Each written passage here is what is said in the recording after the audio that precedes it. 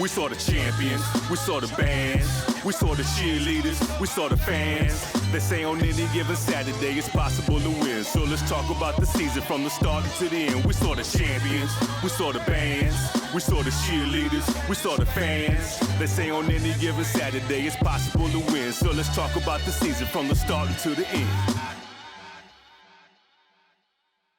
Welcome to the No Huddle, everyone. It's been quite a year, and we'd like to thank you for your support. You!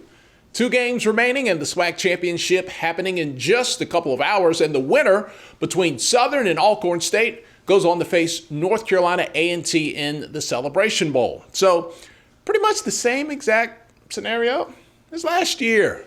But don't be mad. Your school had a chance too. They did. So let's set the stage for how we got here. Last weekend's Bayou Classic, it was a big slice of awesome pie on Thanksgiving weekend, and our BJ Jones was there. This is the 46th annual Bayou Classic, Southern and Grambling, a game that's near and dear to my heart. This time, it's for the West, 3rd year in a row that this game has been who decides who goes to the SWAC Championship to face off against Alcorn a week from today. Got a lot of action. We're looking at Grambling has been the hottest team in the conference. They've won 6 in a row after the start of the season, 0-4. Southern has also been hot, starting the season at 1-3 and coming in with a 7-4 record with a 1 blemish on their record to Alcorn State in conference. Today is going to be key. Hick Bottom versus Skelton, the Grambling defense versus the Southern's offense. Special teams, how will that play out? Today, a Western Division champion will be decided, and it will be between the 2 in-state rivals, Southern and Grambling. 46th annual Bayou Classic. It goes down in New Orleans, Louisiana. You had the Southern University Jaguars coming in with a record of 7-4. Grambling State Tigers started the season 0-4, won 6 straight. Coming into the Bayou Classic, winner goes on to face Alcorn State in the SWAC Championship game. Grambling starts off quickly, jumps out to a 21-3 lead.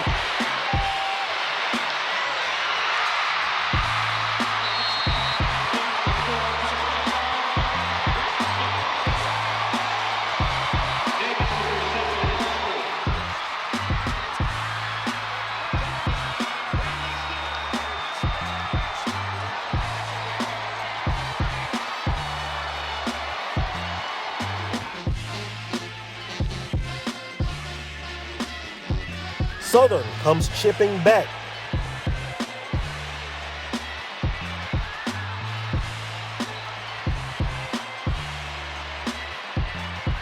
We go into the half. Grambling leading 21-17.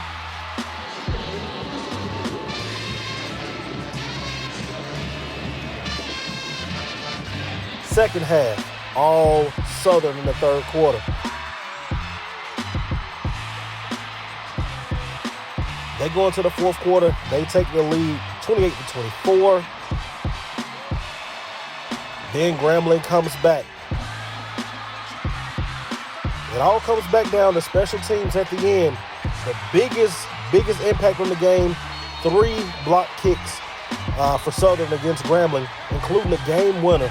Southern holds on 30-28. The Jags are headed to Lorman, Mississippi next week to face off against Alcorn State in a rematch from the 2018 SWAC Championship game. Winner heads to Atlanta for the Celebration Bowl.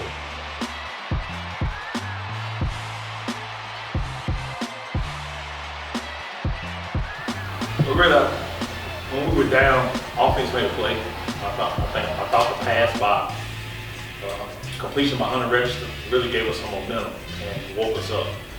But, I mean, it's been like that the month of November. I think when you watch us play, you talk about the character and the heartbeat of a football team. I think every coach would love to coach a team that just fight. Regardless of the adversity that they're going through, it's just fight. No matter how much we get down, we still have a fighting chest. I mean, down 21-3, anybody else can hang their head down. We're still on the sidelines, talking about we still living. So it just shows our composure as a team. Even though we're down, they have enough heart to stay poised. They have enough heart to stay calm and remember their assignment and just do their assignment to the best of their ability. Great people do that. What a ball game here in New Orleans. The 46th annual Bayou Classic, and it came down to the wire. Grambling jumped off to a 21-3 lead. Southern came storming back. Then we went back and forth, all the way to the fourth quarter. You got Grambling taking the ball with 3 minutes left to go in the ball game from their own 20. Drive the ball all the way down to Southern's 23-yard line. Missed the field goal. You have it final, 30-28. Southern takes the win over Grambling, secures their second straight Western Division title. They'll go to Lorman, Mississippi a week from today to face off against Alcorn State for the right to go to Atlanta for the Celebration Bowl. Ladarius Skelton, second year in a row, Bayou Classic MVP.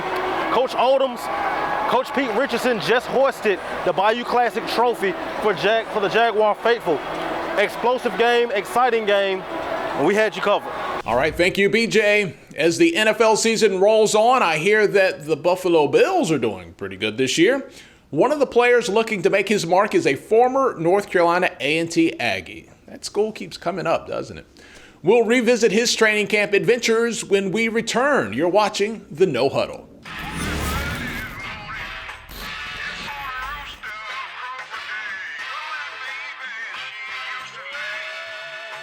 Welcome back, everyone. Daryl Johnson was a monster last year for North Carolina A&T as a defensive end. He left school a year early and was drafted by the Buffalo Bills in the 7th round.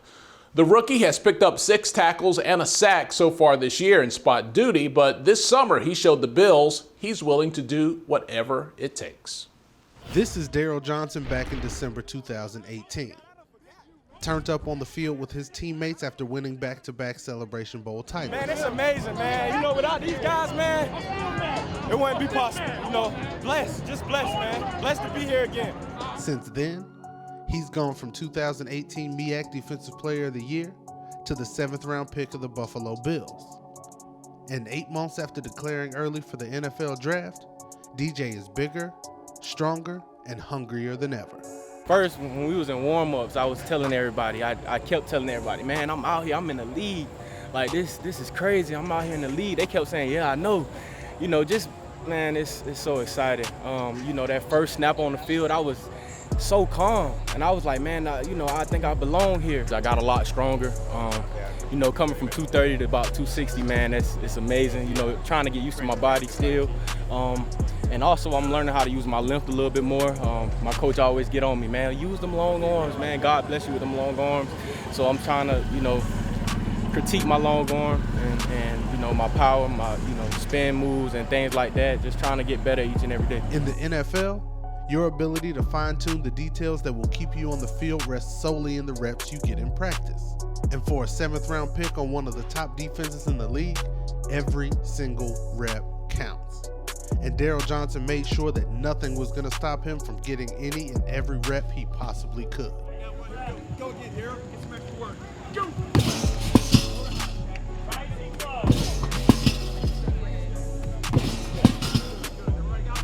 Even in the cutthroat world of NFL training camp, where 90 players battle daily for 53 roster spots, the brotherhood of NFL players is still an each one teach one culture, where veterans take time to drop a little game on the up-and-coming players who are essentially there to take their jobs. Take when Darryl Johnson faced off against Panthers tackle Taylor Moton as a prime example. Initially, Moton manages to stand Johnson up and not let the former Aggie get past him. But Jerry Hughes, a 10-year NFL veteran at defensive end, pulls DJ aside and shows him some of the intricacies of the spin move.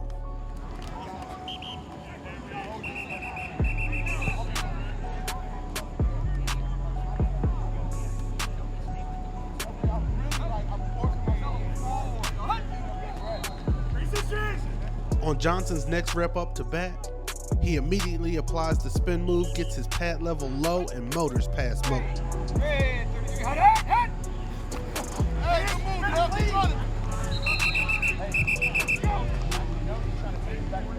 A lot of guys like Jerry Hughes, man, he sees a lot of potential in me, so he wants the best for me. And you know, like I said, I just try to soak everything in that he teaches me. And with me being 6'6", man, it's so hard for me to stay low. I believe if I can, you know, stay low, man, it'll help me improve my game a lot. This is National Football League. You gotta have something to, you know, go with. You know, have a rush plan every time I put my hand down in the dirt. And you know, I'm enjoying it, every bit of it. I'm learning every day, man, and just can't wait to play Carolina on Friday.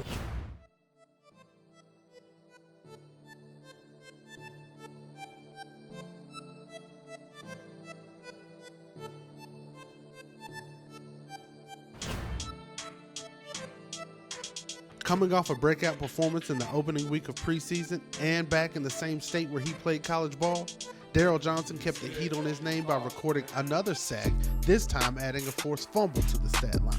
It was amazing, man. My family, my friends, old teammates, man, they were here, man. I was just happy to, do a little something in front of them, man. It was so exciting. And as his star rises every week, it's not missed on Darryl Johnson that he's a part of the growing legacy of recent North Carolina A&T Aggies to make a name for themselves in the NFL.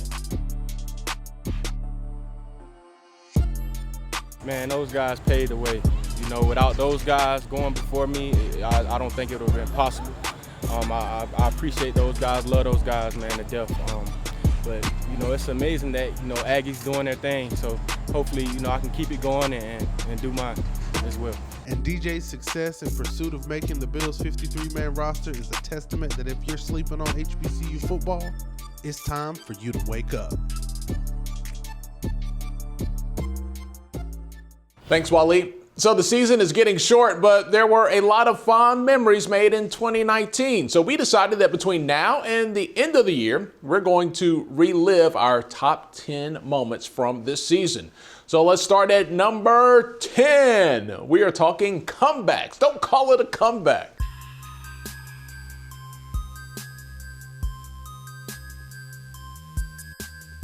Three and a half minutes left for Fayetteville State to try to get up out of Charlotte with the win. The Broncos' backs are against the wall on fourth down, but Richard Latmer finds Brandon Pearson-Boyd for the fumbled out of bounds first down.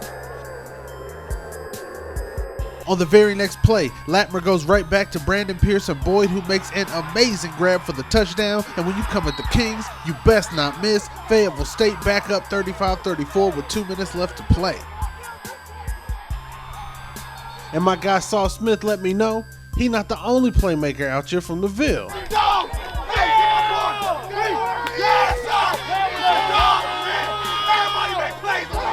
Keyshawn James gets a big sack and makes sure there wasn't about to be no miracles for the Golden Bulls on their final drive.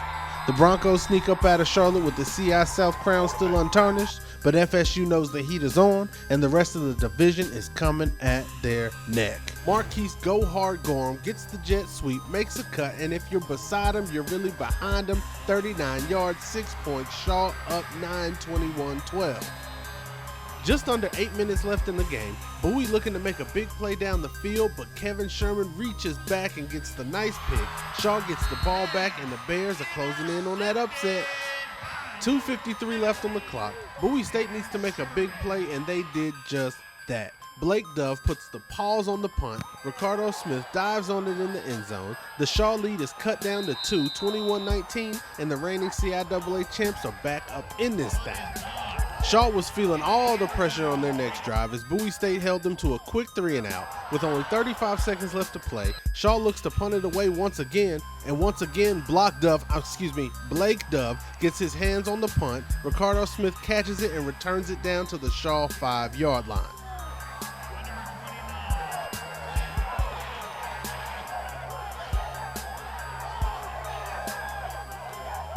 Only 12 seconds left for Bowie State to get up out of Raleigh with the comeback win. Gaston Cooper finds Dushawn David 8 yards, and you can go ahead and kill all that upset talk, Mo. Bowie State pulls it out in the final seconds, 26-21 Bulldogs.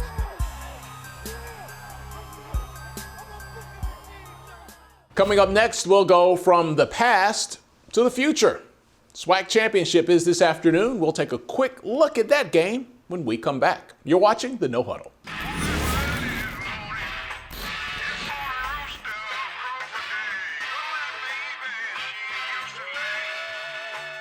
Welcome back, everyone. You're watching the No Huddle. It seems like about, 8 million years ago that former SWAC Commissioner Dewar Sharp announced that the SWAC Championship game was going to go bye-bye, and the SWAC was going to concentrate solely on the Celebration Bowl. Well, that idea got reversed quicker than a bootleg tax return, and it's like it never even happened at all. And turns out we do live in the world where the SWAC Championship game can shine alongside the Celebration Bowl, and everyone can be happy. Maybe the greatest thing of all to happen was that the SWAC, they had a scheduling conflict in Birmingham last year with UAB, And then at the last minute, the venue gets changed to Alcorn State. The atmosphere of that game, people are still talking about it. It was 100% fire. And the SWAC quickly decided to keep the championship on campus. So fast forward to today. Alcorn is the top seed once again. And we are going back to the reservation in Lorman, Mississippi. And it's the same opponent, those Southern Jaguars. Alcorn State defeated Southern at home earlier this year. 27-13 was that game. It was Southern's only SWAC loss this season. Now let's go back a little bit to last year's championship game. That went to the Braves as well. They won 37-28 before eventually losing to North Carolina A&T in the Celebration Bowl. I hear that Aggie pride all across America. Stop it, stop it. We could chew on the fat about stats all afternoon, but I truly believe this game is going to be more about will than it is skill. Southern University wants to get to the Celebration Bowl. They are a cornerstone program in the SWAC, and heading into year 5 of the Celebration Bowl, only Grambling and Alcorn State have represented the SWAC thus far. Southern needs to get their name on the register in Jaguar Nation. Really, absolutely needs this opportunity to show up and show out in Atlanta, Georgia. Everybody wants to see that, right? But it has to happen on the field first, and it will all center around Ladarius Skelton. The dual-threat quarterback has to outplay Felix Harper on the other side of the ball. Skelton is going to roll out of bed. He's going to rush for 68 yards. He's going to throw for $125 each game. You can pencil that in. Now, for Alcorn, when the season began, hardly anyone knew who Felix Harper. Who's that? Never heard of him. Who's this guy? Well, he was the backup to Noah Johnson, who was the preseason player of the year in the SWAC. But Noah gets injured early on in the year, and Harper steps in, and Alcorn has not looked back since then. We have a crew there, and we'll break it all down for you next week. It should be a good one. But quickly now, let's take a break from the pigskin because I've got something I'm really excited about this happening on Aspire TV on Sunday. One of our favorite actresses, Keshia Knight Pulliam. Of course, you know the name. You grew up with her. She played Rudy on The Cosby Show. Well, she's going to be our guest on HBCU 101 with Jaleel Thurman Sunday at 12 noon Eastern. She talks about her time at Spelman, her philanthropic endeavors, and a whole lot more. Here's a quick peek. When I was about 7 or 8, we filmed on the campus of Spelman College. We did an episode of The Cosby Show. And I will never forget, I was enamored, I was in awe, I fell in love. Oh, wow. He was like, you're going to Yale, you're going to Harvard, UV, like all of this. And I was like, nah, I'm in my mind, I'm like, I'm going to Spelman, but okay. It warms my heart to just now see my girls going on to college, graduating from college, going into the workforce, getting great jobs, and coming back now and paying it forward. Spelman's in the building!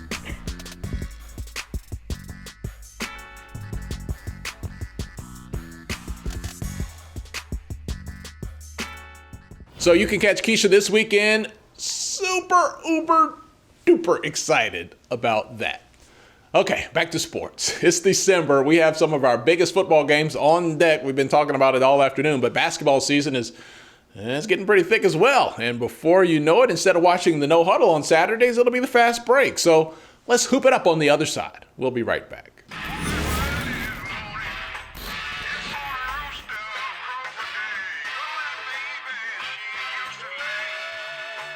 All right, welcome back, everyone. The basketball season is still new, but we've had some moments already. The Coppin State men with a couple of nice wins. Prairie View picked up a check and a dub last weekend. Bethune-Cookman in Atlanta last Sunday, one shot away from knocking off Georgia Tech, just like Grambling did a couple of seasons ago back in 2017. And I promise you, the best bang for your buck this year is going to be a ticket to go see the Virginia Union women play. Trust me on that one. You will not be disappointed. A lot of non-conference action in the HBCU universe today, which can be hard to buy into emotionally, I know, but we do have a few gems on the schedule this Saturday. Battle of the Bay with Hampton and Norfolk State is tonight, and we also have St. Augustine's traveling to Morehouse for a little CIAA SIAC bragging rights. I don't know what that was. I just kind of made that up. Morehouse games this year are almost guaranteed to go down to the final shot, and last weekend's game with Tuskegee was no different. Let's check it out. Suffocating defense leads to a double dribble. It's going to be Morehouse basketball. But good defense begets good defense, shall we say. Morehouse up by 2, under a minute to go, and they turn the ball over. 5-second violation, it goes back to Tuskegee. He's going to tie it up. We have ourselves a ball game. 40 seconds to go.